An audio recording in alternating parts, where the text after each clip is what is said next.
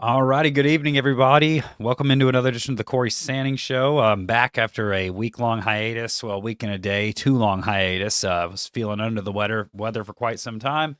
Then the weather here in Knoxville decided to drop from 60 to 25 degrees overnight, and we've been dealing with that shit ever since. Sorry to cuss right off the top. But hello to you all on this Wednesday, March the 18th. Yes, I just checked my calendar to figure that out because I can't remember what day of the week it is half the time, with all the stuff that's been going on getting this show ready. We got a jam-packed one for you today because I have not had a chance to go live over the airwaves of YouTube, Spotify, and Apple Podcasts, as well as iHeartRadio, to discuss the Maxx CROSBY debacle that was.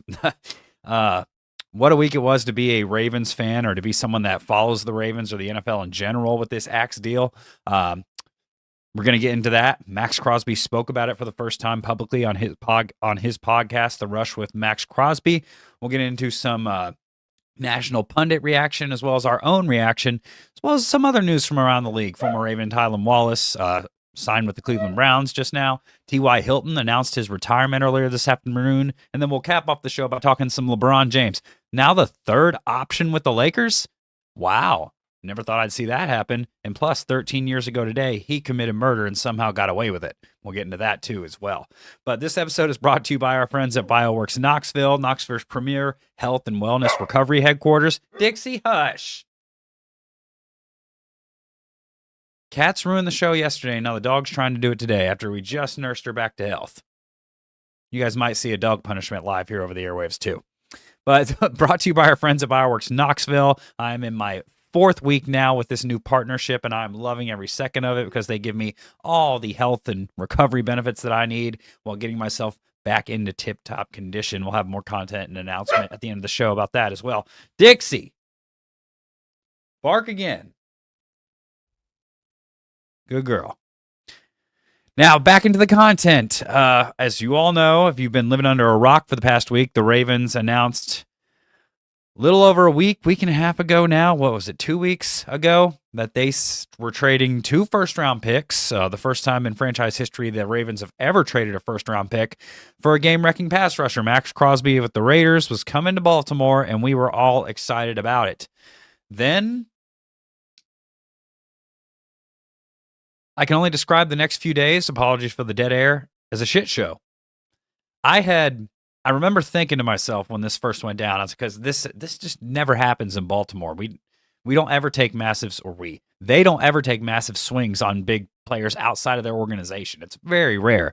The last time that this happened, and it was even comparatively speaking, was Roquan Smith in 2022, and they only gave up a second-round pick for him, and that was at the trade deadline.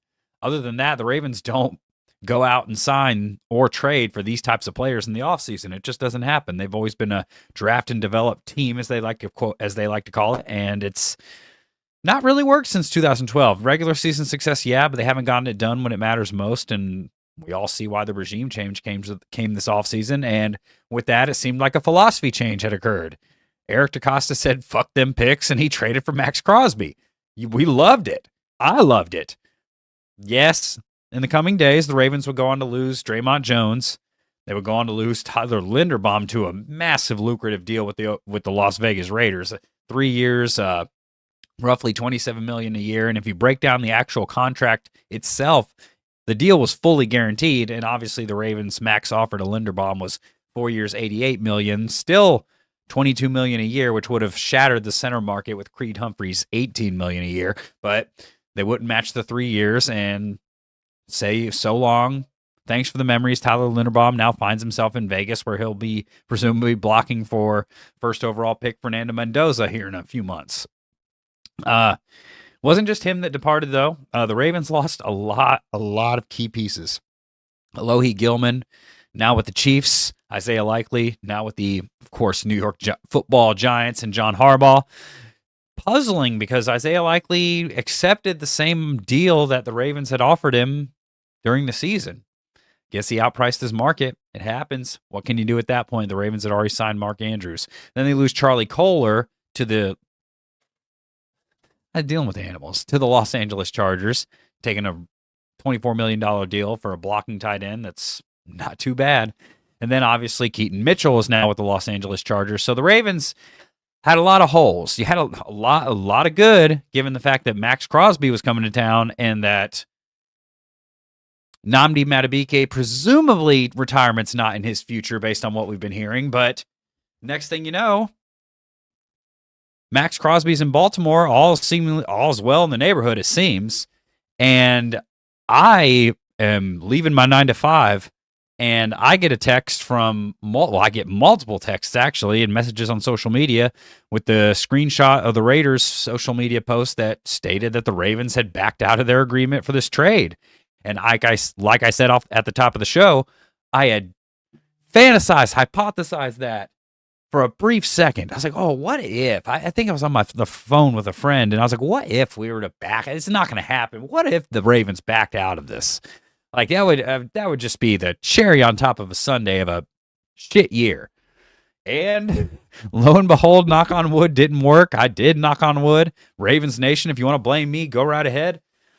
The Ravens backed out of the MAXX Crosby deal. Reports were he did not pass the physical, at least to the Ravens doctor's standards. They did get the opinions of 5 outside independent doctors, including the Dallas Cowboys team doctor. And it was ruled that ultimately the long-term risk, now Crosby would be fine in 2026, even though he wouldn't be available until training camp, which, is a well-known fact. The Ravens knew he had surgery 9 weeks prior.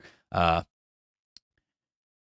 guess these doctors decided that the long-term risk after next year and the years following were not worth giving up 2 first-round draft picks. And then obviously Trey Hendrickson had priced himself out of his market, and he was going to be cheaper than what they initially thought. And rumors were that what Eric DeCosta had said to the media was that he had planned on, that they were talking to Trey all along, and that they had planned on making a Crosby-Hendrickson duo.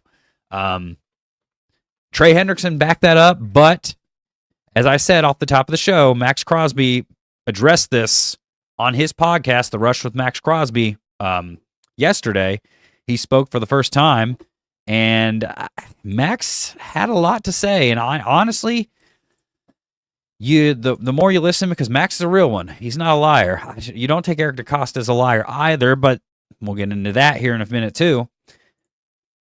It's just all around just seems to be a bad look. It's a black eye on the Ravens organization. I hate to say it. I've been a fan for a long time, and they've always been a first-class, top-notch organization by any measurable standard across professional sports, not just the NFL. And it doesn't seem like they got this one right. So we're going to react to a few clips of MAXX Crosby describing his experience.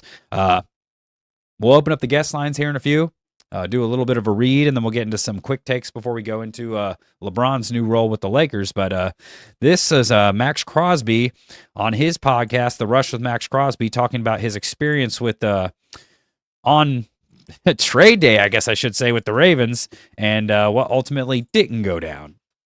Bro, like everyone's got their own theory, conspiracy theory. No one really will ever admit at either side what the real truth is or whatever. And ultimately, it doesn't even matter. I am where I'm supposed to be. I know that. I'll just say that. And this is the only thing. Like, I went there, did my thing, had my MRIs. Like, I was asking Joe, like, yo, like, could I, like, before I left, I wanted to see the head coach, just chop it up, talk football, talk ball. Like, he's a defensive guy, never met him before like that, so I wanted to chop it up. So I didn't get to meet with him till the end of the day. I didn't get to see the GM at all. I thought I was going to see him when I first got there. I didn't see him for 5 hours. So he didn't come out the whole time you're testing or doing your physical. Everyone's talking about the GM never came once out to see you. And I don't know why. I'm not going to speculate. I didn't see him one time. I even asked the girl. I was like, "Where's Eric at?" Like, I want to say, like, you know what I mean? Like, he just made the trade. Like, I didn't see him for 5 hours. Not really a great look. Not really a great look. Eric DeCosta's not seen for 5 hours. Crosby said they flew him commercial across the country into DC, but those of you, instead of flying in private, which I disagree with, who knows if Steve Bisciotti's private jet was held up at the time? I don't agree with that, but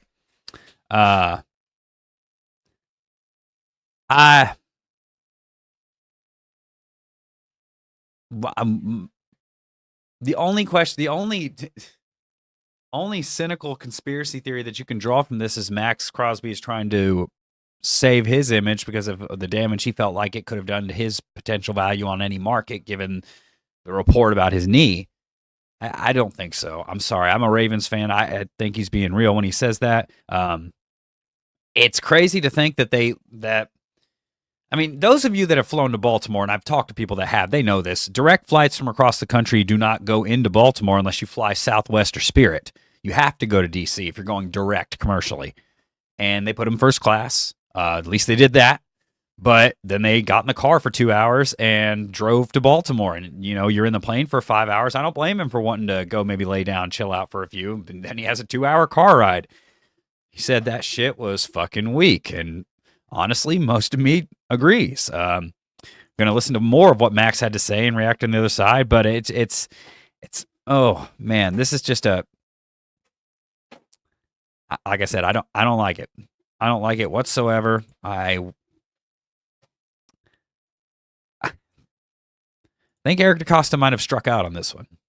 Just saying. But back to what Max had to say. So I go and do my thing.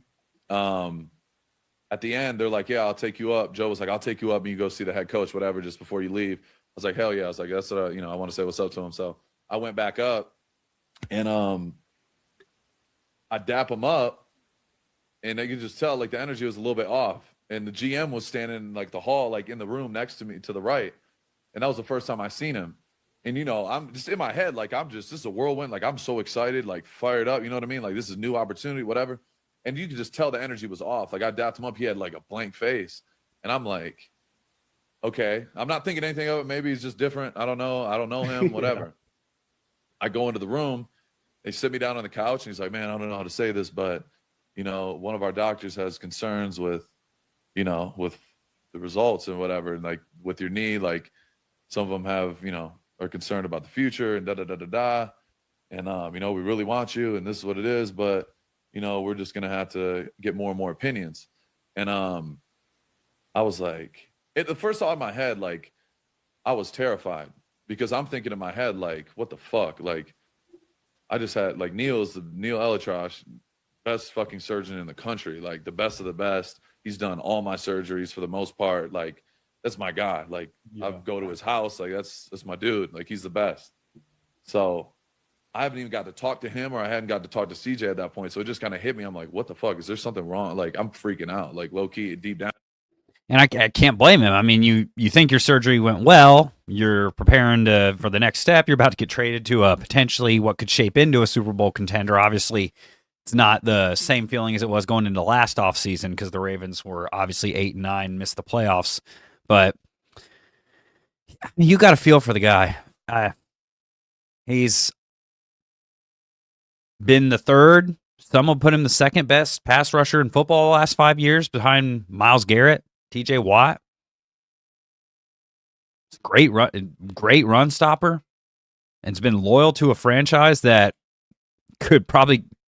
Obviously, I mean, loyal to a franchise that's not winning, that's for sure. And he was going to finally get a chance to go to a winner. And then all of a sudden the deals pulled out from under him. And reports are, this makes the Ravens look bad too, that they were talking to Trey Hendrickson, EDC was, while Max was in the building. Again, his explanation is that they were trying to pair them together. Trey backed that up at his introductory press conference. So who knows who's telling the truth? Like Max said, I do agree with him there. But the more that comes out, the more I want to hear from the Raiders themselves. And, yeah, I mean, Max just has nothing to lose at this point. Why would he lie? I'm like, I can't get another surgery. I can't, like, my time on this is fucked up. So I'm fucking like, what is going on, bro? And CJ had been calling me right before I went up. And I'm like, what the fuck? I'm like, CJ, let me hit you when I get out of here. And I was looking for Rachel. I don't know where Rachel's at. She was upstairs with the girls and stuff, like doing her own thing. They were. He has no clue at this moment, like what's going on. Yeah, Rachel didn't know, but CJ like sent a text in the group chat, and I'm like, damn. So anyway, fast forward. I want to take all day, but they tell me like, yeah, we're gonna get back to you. Like, we're gonna get some more opinions and things. Like, we obviously want you. This, and that. And I'm like, all right. Like, okay, so we'll see. So I don't know. So then I leave. I'm like, this is what the fuck.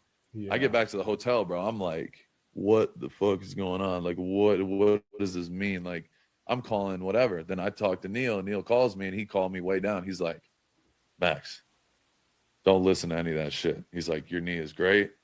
You're exactly where you're supposed to be, or even ahead of schedule. He's like, you're doing everything right. He's like, they know you had your surgery 9 weeks ago.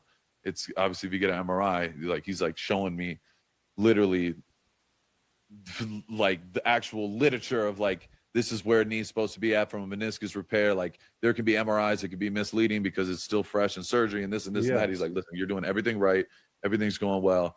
We're going to keep sticking to the plan. He's like, you will be back by training camp. That has been.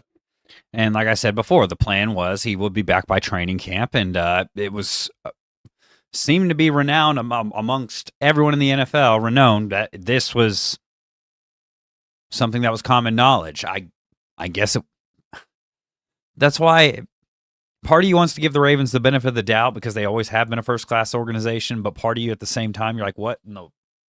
What? So much. You can only hear it from so many mouths before you think it's true. And at this point, I'm having a hard time believing everything that was said out of the Ravens camp because this situation just seems more fishy, more fishy, more fishy. But we'll let Max finish up, and then we'll be definitely talking about it afterwards. And the damn timeline since the beginning, that hasn't changed. You know, your stuff, you know, obviously everyone's mentioned a bunch of different things. All these doctors are mentioned different. And that's what was communicated out of your camp too, correctly? Like during this 100%. Whole time. 100%. So that's the thing. I'm like, okay. So now I'm like kind of calmed down, but at the same time, I'm like, well, what the fuck? Now, like, you don't have the whole picture yet. Yeah. Like, so I'm like, all right, I'm calmed down in that way. That was my number one concern. I'm like, shit, I need to make sure I'm good. Like, what the fuck? I've been doing everything, bro. I've been on crutches for 2 months. Like, you don't understand that part of it. Like, that shit's a lot on your fucking mental and everything. And I've been through a lot of surgeries, like being on crutches. Y'all know me, bro. I can't sit still. I can't walk. Like, I went through, bro. I was diligent. Even to be fair, like when you were like 2-3 days out, and I was like, bro, could you like low key like put a little pressure on if you wanted to, because you want to do shit, right? And then and you're like, I don't know, and I don't really care. I'm not waiting. Like I'm gonna wait until I'm done. To your point, to what you're saying, like you did everything to a T. Everything, and to this exact day, to this morning, it doesn't change. So that at that moment I was scared. So I'm sitting and go back to the hotel. I'm with Rach. I'm like, okay, let's get some food, do our thing. Well, we ate lunch, we chilled for a little bit. I'm chilling on my phone. I'm like, what the fuck is going on, bro? Like, I'm talking back and forth with CJ. He's like, we're going back and forth, talking to the doctor. He's like, then the final call, like after probably like 2 hours later, he's like, yo, like, I'm gonna just be 100% real with you, Doug and CJ. He's like, I don't think this is gonna go the way we expected it to. Like, I'm like, what? Like, I'm like, what are you talking about? He's like, they're probably going to back out of this. I'm like, all right. And that's why it's odd that this player that was so highly coveted, I mean, I know, judging from what I've heard from people that have worked in the Ravens organization, you can go listen to The Vault with Sarah Ellison, who worked in the media department for more than 10 years. And it's not atypical for the head coach and GM not to, greet the player at the door. That's not atypical. Ozzie Newsome never did that. He's obviously arguably the greatest general manager ever. And Eric DeCosta is obviously metaphorically an offspring of that tree. But when obviously you go up there and you go to talk to them for the first time and they have these blank looks on their faces, and I mean, it just wasn't handled well. I don't think so. I don't think the Ravens handled this well at all. I think they could have handled it a lot better. They could have. Did they make the right business decision for their franchise? Yes. Letter of the law. You want to know why? Trey Hendrickson comes in. He's less of a price tag than MAXX Crosby would have been. He might be older, but he's a little bit less injury prone. Those people who have been talking about that lately forget that MAXX Crosby has had, I believe, more than 5 knee surgeries. It might be 6 or 7.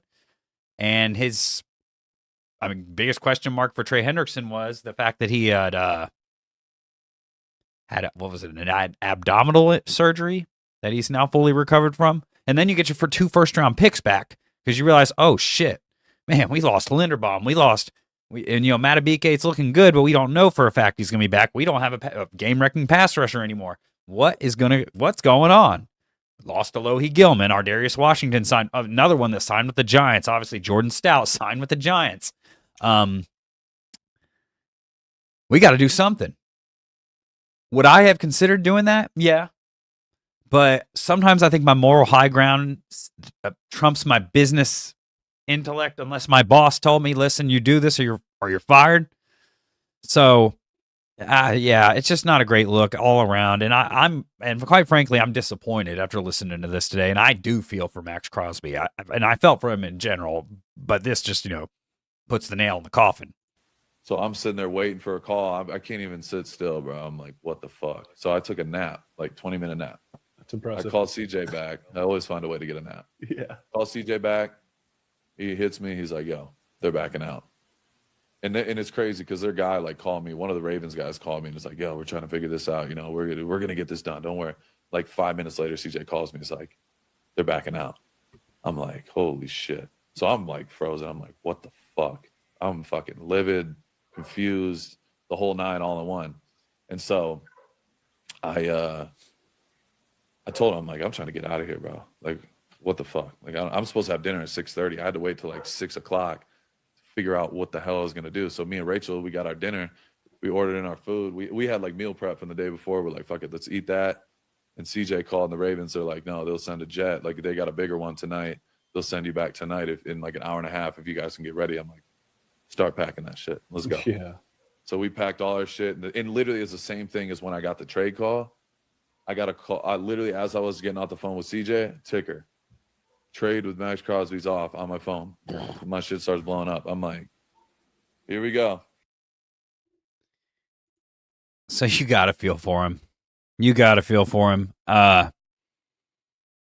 Sounded like a guy that was really looking forward to being a Raven, a guy that would have fit so well with the culture, guy that would have embodied everything that it means to play like a Raven.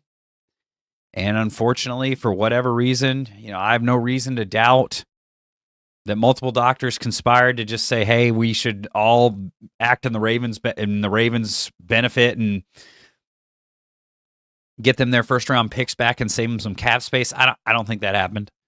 I don't. The Cowboys doctor who ruled on that report, the Cowboys did not re-engage in MAXX Crosby talks and said they were good. And no team has since then. So that's one thing that it doesn't contradict what Max says happened, that shouldn't have happened, obviously. Dixie. Forbid, dog. Stop grabbing things. But, yeah, you got to feel for him. And, I mean, at least, and the Raiders have made it clear since then that they do not plan on trading him. Who knows what they'll do this year? They've got a number 1 overall pick. Obviously, it's likely that they're going to take Fernando Mendoza. They've got a great center now to help Fernando Mendoza, to help bolster that offensive line. We'll see what that can do for Ashton Genty. Maybe it helps him break free. Who knows? Brock Bowers, obviously, we all know what he can do. They have Clint Kubiak coming in who can scheme up an offense like no other as the head coach, and you don't think he will be calling plays? Yeah, the Raiders are in a good spot, much better spot than they have been for years. I'm not going to sit here and say they're going to win a division that Kansas City's in and that Denver's in after they just traded for Jalen Waddle.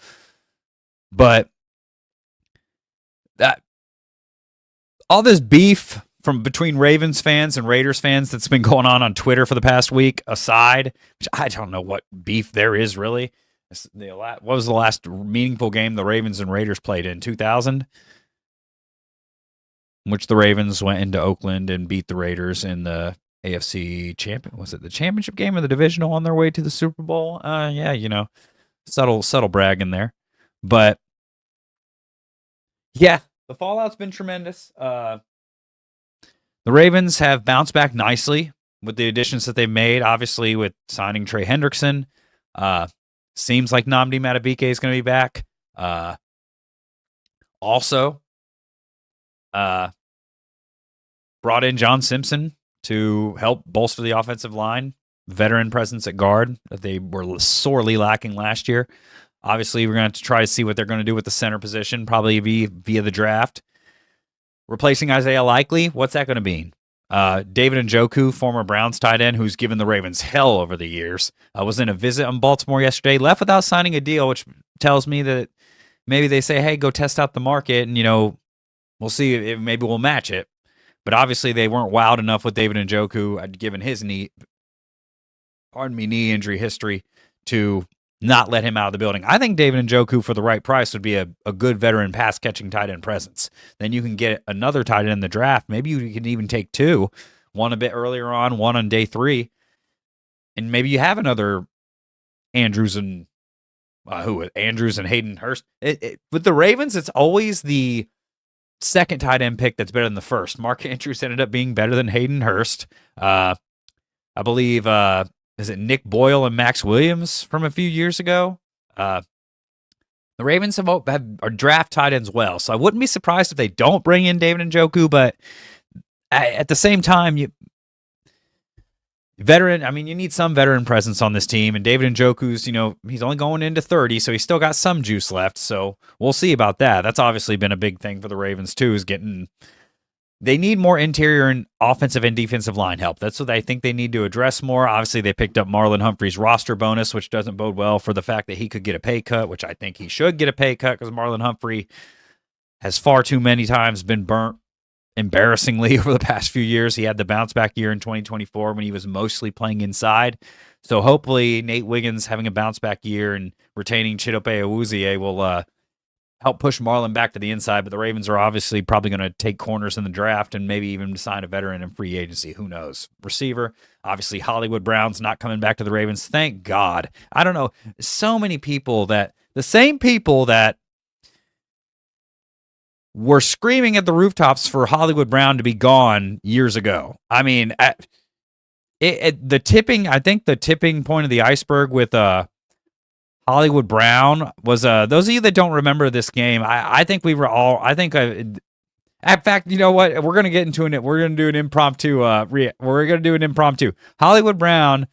This is in response to a Philadelphia fan account posting that the Eagles got an elite, quote unquote, elite deep threat for $6 million. This was a response on Twitter to that. I wish it had been mine, but those of you that remember this game, obviously for the 66-yard field goal that capped it off, don't remember that it shouldn't even have came down to that because of number 5. So you have to get it. Jackson rolls, throws, has a man inside the 10, dropped it again. Marquise Brown. And at that, and I'm pausing it for a second because that was the last drop touchdown. That was the third. How bad do you have to be playing as a wide receiver for the play-by-play announcer to say, and dropped it again? And you can tell by the dismay in his voice that he's seen it before. It's just unbelievable. Gonna go deep. Got his man open and off the fingertips of Marquise Brown. Jackson again with lots of time down the middle of the field to the end zone and through the hands of. You have to get it. Through the hands of Marquise Brown. Too many times I heard that during Hollywood's days with the Ravens, and quite frankly, they've got a far better version of him now in Zay Flowers. Far, far better. And you don't need it. That's why aside from the knee injury and personal issues aside, that's why I'm not really a fan of oh gosh, I just lost my train of thought. Heaven help me.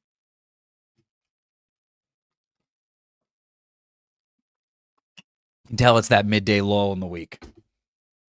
But Hollywood Brown was not a game wrecker. He wasn't, and he wanted to leave, and we let him go. We got a nice return for him, a return that nobody would get for him now. But overall, I'm happy that he didn't come back to the Ravens. I'm glad that he's getting a good return. I'm glad that he's going to get a good opportunity with the Eagles to go compete for Super Bowls, and obviously he went to one with the Chiefs last year, and that didn't end well. But there was another, and there was another, this is big news in the Baltimore Ravens community. It might be one of the biggest news stories or the most excited that Ravens fans have been in years. Because on March 13th, approximately 5 days ago, it was tweeted out and by many reporters that a certain free agent was moving on from the Ravens. This free agent was none other than good old, as I call him, David Jobber. His real name's David Ajabo, and I'll explain to you why I call him that here in a second. David Ajabo, which personally I'm happy for, he's getting another shot, is getting a 1-year deal with the Miami Dolphins. Those of you that remember, the Ravens took a gamble on Ajabo in the 2022 draft, I believe it was, after he tore his Achilles at his pro day in Michigan. He was projected to be a top 10, top 15 pick. Could have been had he stayed healthy. Obviously, never worked out with the Ravens, and I stand by this tweet that I said right here. David Ajabo, David Jobber, thankfully he's not David Jobless, had some of the worst reps I've ever seen for a pass rusher on tape in my years of watching football, and that's been a long time now. A long time in the grand scheme of things. I hope he gets motivated by a fresh start. I really do. I hope he finds some solid footing there in Miami. But David Ajabo had 4.5 sacks in 4 seasons. 4.5 sacks in 4 seasons. 32 tackles in 4 seasons. 18 of them were solo. And for the most part, those of the Ravens fans remember him. I can't believe I can't remember which game this is from, because I believe it was a primetime game. He had the most pathetic rep I'd ever seen. He basically seemed like he was just trying to slow walk his defender and just hold his hand up like this and just walk straight, even though he wasn't pushing him much, because he had no speed. He had no moves. I think the highlight of his career was a strip sack against Houston in Week 1 in 2023. But David Ajabo going to the Miami Dolphins to get a fresh start.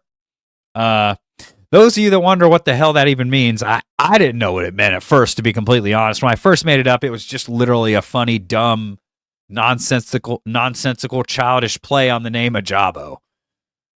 Like fucking David Jobber. Something I would say when I'm 5. Turns out I Googled that word, and it means part-time worker, or someone that works part of the time. And that perfectly summed up what David Ajabo was with the Ravens. And I told my friend that it was going to hit like crack when that tweet came out that David Ajabo had been let go, or the Ravens released him or cut him, or he signed with another team. And it did. Grade A from South Central Los Angeles.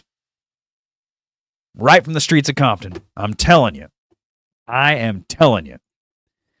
But David Ajabo finally finds a fresh start. Oh, you know something else, though, that this is completely off topic, and this should make us all feel old, considering I was just talking about how long I've been watching football.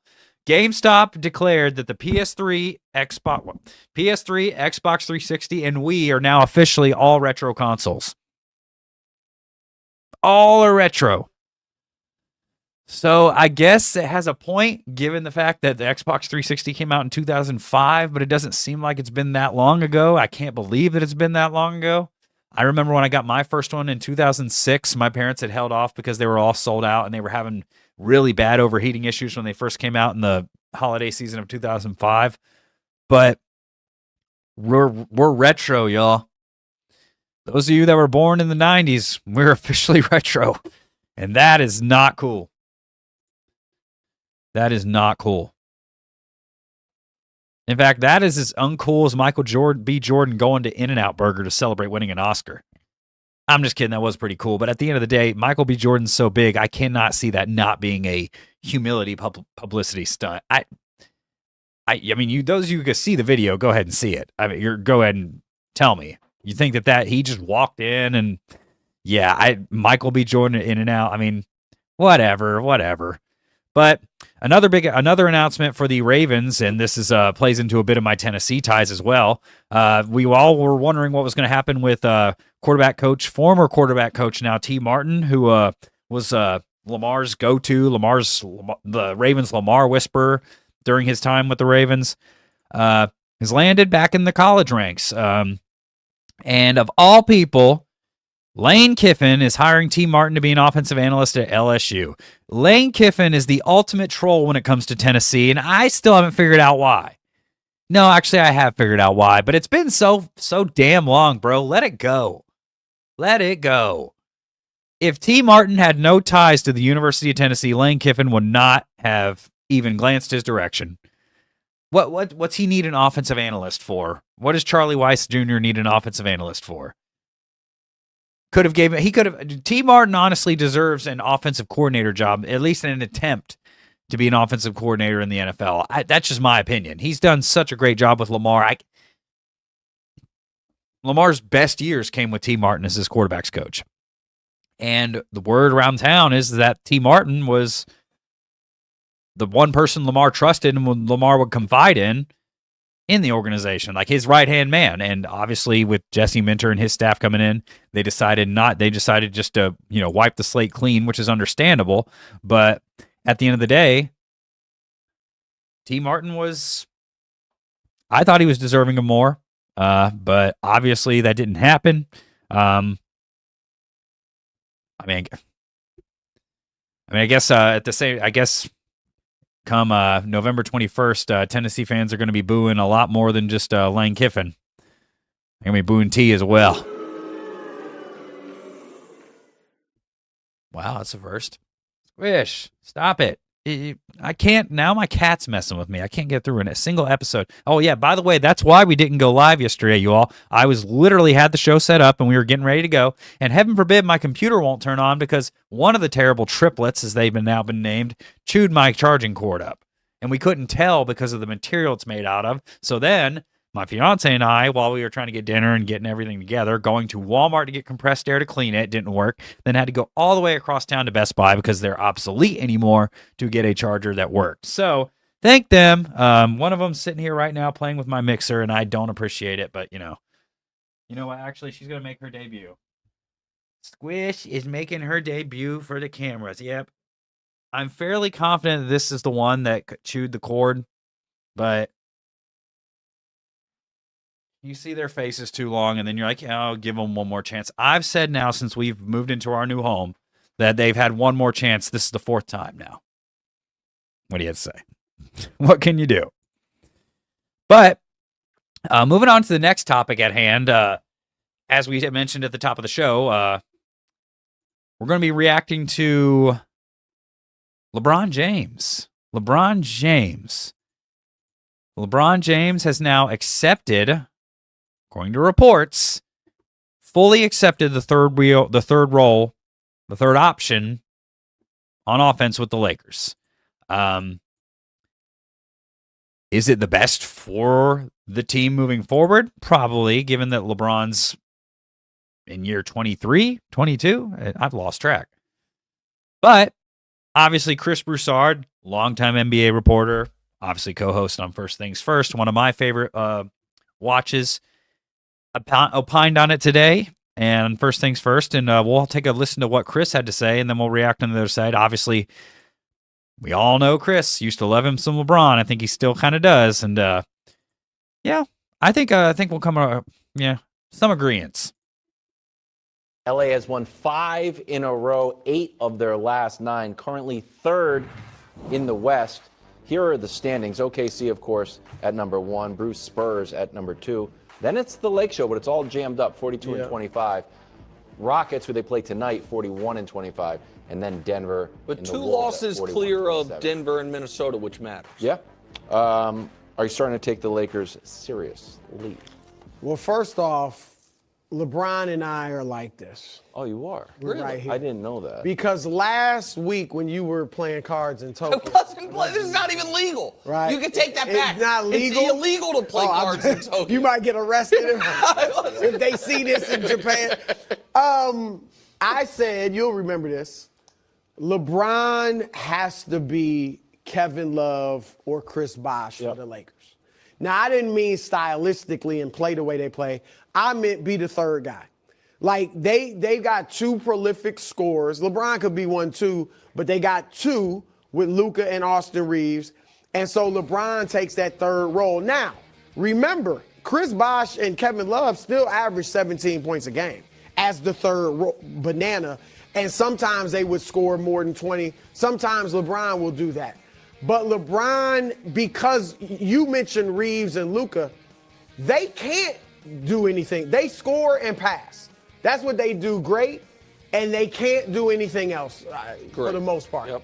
LeBron has the ability to do other things. So obviously he's 41. If he were in his prime, he would not be taking the third role no matter what the situation. But because he's 41 and because he has the skill set to do the other things, we've seen him in the dunker spot. Obviously he's running the floor, running the break. He's at the three-point line. Like, he is doing the little things to be in that third banana. And that dive, you're right. I give LeBron tons of credit for recognizing what needs to be done, being as one of the two greatest players ever in my book and most people's book, to subjugate his ego to say, it's one thing to do it for Luka, to do it for Austin Reeves. So he's subjugating that because it's best for the team. And there's still going to be people out there that say, oh, you know, he's selfish. He's just still playing for the records and this and that and this and that. Could you imagine, and I'm in agreement with Chris, that one of the two greatest players ever, even at this advanced age, but he still played at a high level at this advanced of an age, taking a back seat to two white dudes. Now, they might be ballers, but to two white dudes. Most importantly, two white dudes that play no defense. LeBron James was once an all-world defender. One that constantly complains to the refs. One that constantly is getting teed up for stupid shit. And then the other is just a little undersized and is a bit of a streaky shooter. But props to LeBron for taking a step back. And it honestly has showed in his numbers this year. LeBron James on the seasons played 47 games, averaged 21.2 points, 5.7 rebounds, 6.9 assists. Those are his lowest totals in years. Those might have been his lowest total since his rookie season. Actually, that is the truth. Still shooting 51% from the field. He's down to 31.1% from three, though. That was something that had been 37 and 41% the last 2 years that he had improved on. But he is shooting 74% from the free throw line, which is on par with his career average of 73.7. I mean, you know, crazy to think that with all the trouble the Lakers have had this year, they're still the third seed in the West. And obviously the West is the tougher conference. LeBron, got to give him credit. You know, he's made it clear that he's willing to take a step back. We remember most of his career, others have had to take steps back for him, and rightfully so. It's, you know, the more that I sit and think about this, the more I sit and think about this, the more I struggle to come to grips with my own mortality. Because I remember when LeBron came to Miami and had no rings, and that was the conversation for years. Everything this man did was scrutinized, and it still is to a certain degree. But back then, it was the social media age hadn't taken off like it has now, and they mostly kept it on the court. Now everything he does is scrutinized, but luckily for LeBron, he stayed out of trouble. But yeah, it's LeBron James is a third option. I never thought those words would come out of my mouth, even if it was on paper. I never thought that someone with that big of an ego, which he rightfully has the right to have, would ever do that. You think Michael Jordan would ever take a back seat? Michael Jordan didn't take a back seat when he was fat and out of shape playing in Washington. You got call a spade a spade. MJ, those 2 years ceremonious, I don't even know why he came back. All it did was damage him. He's still the GOAT, but 13 years in Chicago over 15 with 2 bullshit years with the Wizards. I don't know. Maybe one day I'll get the chance to ask Mike. That's one of my goals. That's one of my goals in life. Who knows if I'll get there, but that's why we're starting this now. And those of you that are just tuning into the show, we're getting to LeBron's murder here in just a second, but thank you for tuning in. Those of you that have come to the channel, please hit the like button, subscribe, hit the notification bell to get notified of when we drop our daily live content. I have a new channel launching this week that will be documenting my fitness journey, as well as fitness advice that I've come to accrue over my 6 years in fitness, as well as having my certifications in both nutrition and strength and conditioning coaching.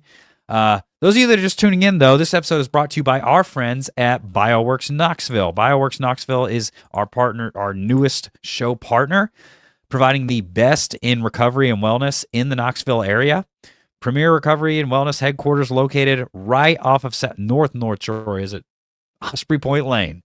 But obviously, you go in there, you don't need to be a bodybuilder, you don't need to be a professional athlete, you don't need to be a competitive athlete, you don't even need to be someone who goes to the gym multiple times a week. You can go in there and get your wellness worked on, you can regenerate, you can recover if you are someone who likes to work out like yours truly. They've got it all. They've got vitamin injections, IV drips. I got my first one this past Saturday. It was the Premier IV. We got a video coming out on that soon. I felt amazing after, and it was on a leg day too, and the soreness went away. Take my word for it, or don't take my word for it. Go try it yourself. High-dose vitamin C, obviously. Ozone therapy. Ozone IVs are amazing if you have brain fog. Take some blood out, fill it with rich oxygen, infuse it back into you. You feel like a new person the next morning. I promise you, because I did it myself, and you'll find out here soon because I have the video evidence. Exosome IVs help for tissue regeneration. It's really, really great and really, really worth the investment if you're looking to do that. Obviously, the most popular thing in the world right now is peptide therapy. You can get weight loss. I did Retatrutide for about 3 weeks. I'm now switched on to another compound because I was getting a little bit too lean. Don't want to abuse those. You want to use them in moderation because you don't want to get too skinny because then you'll start to lose more muscle than fat. And then obviously, cryotherapy. Oh, it's amazing. It's an amazing alternative if you don't like getting into a cold plunge. I don't mind either. Infrared sauna helps regenerate the skin. Red light therapy does as well. And then obviously the compression therapy sleeves that are fantastic for a great leg day. So those of you that want to go stop in and see Kenny at BioWorks Knoxville, go in, tell him Cory sent you, and he might like me a little bit more. Just saying. But I mentioned off the top of the show when we talked about LeBron, we weren't going to just talk about him becoming a third option. I mean, we knew that at some point he was going to take some sort of a step back because it's at the point where he's too old to carry a team. I mean, he's honestly, for quite a few years now, he's been a little bit too old to carry a team to a prominent postseason run. The farthest the Lakers have been in the last 5 years was when they got swept by Denver in the Western Conference Finals. But on this day 13 years ago, those of you that are Miami Heat fans like me, those of you that were glued to your TV screens during every game of the Heat Big Three, the Heatles era, man, I missed that time. One of the most memorable plays of LeBron's career, courtesy of Boston 13 years ago in the Garden. Wade from behind takes it away. Chalmers, Cole, James! Whoa! Now it looked like he jumped out of the mezzanine to dunk this ball. That's sending it down with some power. Wade from behind takes it away. Chalmers, Cole, James! Whoa! Now It's 2 times for good measure. 2 times for good measure. And the crazy thing about that, watching that for me, is the fact that it's been so long since what I feel like was LeBron's best season. LeBron that season, let's go over his averages. Always got to pull them up from Basketball Reference. All right. Obviously, it can never be that easy.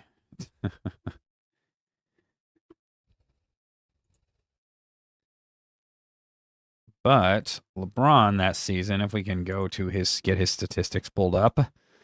LeBron James in 12-13 averaged 27 points per game. He averaged 8 rebounds, 7.3 assists, averaged a block, nearly 2 steals. Shot 75% from the free throw line. He actually shot 41% from 3 that year. It was his most efficient three-point shooting season to date, and shot 56.5% from the field. Not only that, he was first-team all-defense, as you could see by those numbers. He was 1 vote shy of being a unanimous MVP from a New York homer that admitted he voted for Carmelo Anthony that year for reasons I never would have understood because it was clear away who the most valuable player in the league was at that time. And he was robbed of Defensive Player of the Year. I know in my debates about Jordan versus LeBron, I say it, he don't have one. It's reality. It's unfortunate, but just take this for example. Marc Gasol that year was second team all defense. Marc Gasol that year won the Defensive Player of the Year over LeBron. It's almost as big of a robbery as the second team All-Pro quarterback taking home MVP in 2024 over the first team All-Pro quarterback who had a historic season. LeBron that year had a historic season. There was no doubt from 15 to 20 games in who the MVP was. Never a doubt. Ever. There was no doubt who the best team was. There was no doubt who the best player was. There was no doubt who the best defender, all-around defender in basketball at that time was. Kawhi had not arrived yet.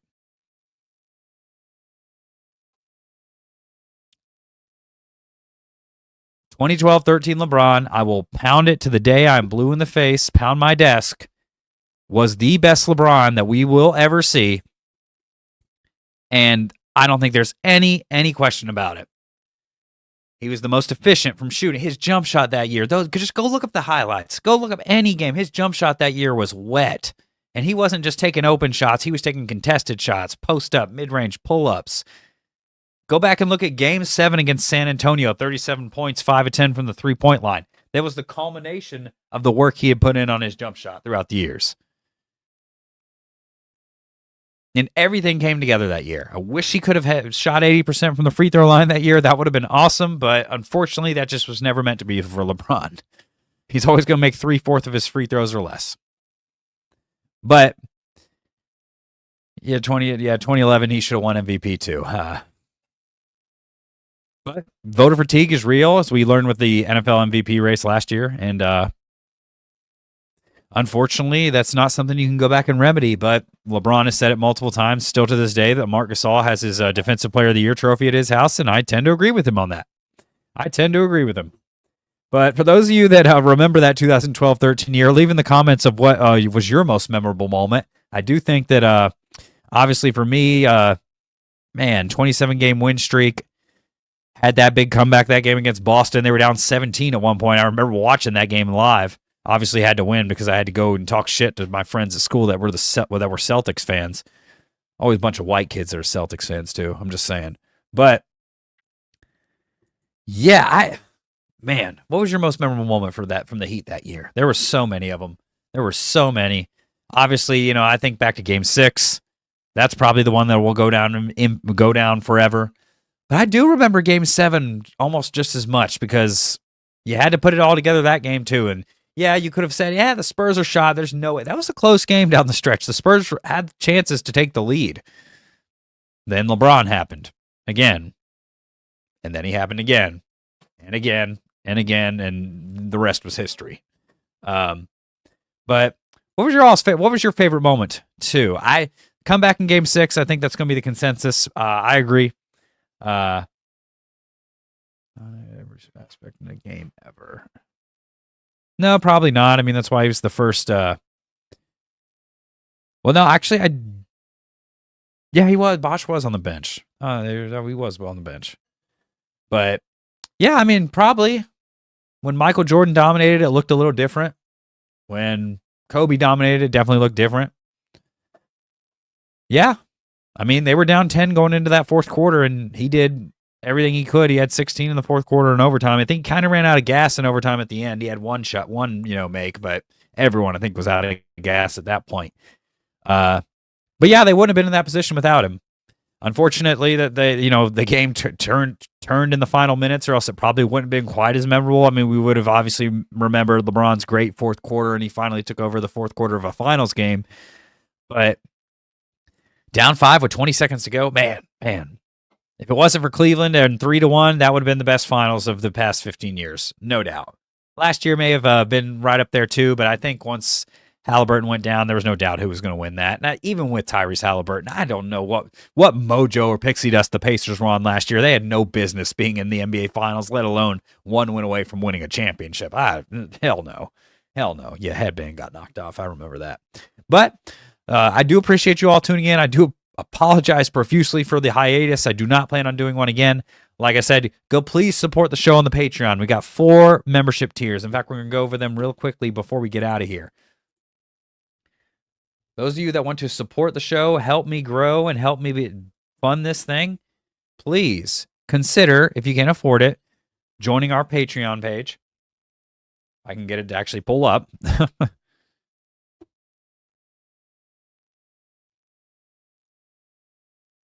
Well, I can't get it to pull up right now because the internet's being shitty. But we have 4 membership tiers. Please consider joining. You get exclusive behind-the-scenes content. You get your monthly shout-out on the show. You get access to a private Discord server with me, yours truly, personally being in there available for questions. And obviously, you get access to early content, exclusive content. A lot of that's going to be in the fitness and the self-improvement atmosphere, but you're going to get some more exclusive content from the Cory Sanning Show as well. So those of you that just tuned in, please subscribe, like the video if you enjoyed it. Those of you that are in the audio only, please subscribe to the podcast. And until next time, hit that bell button, get your sleep, drink your greens like I do, or eat them if you actually eat vegetables, and get some sleep and eat your protein.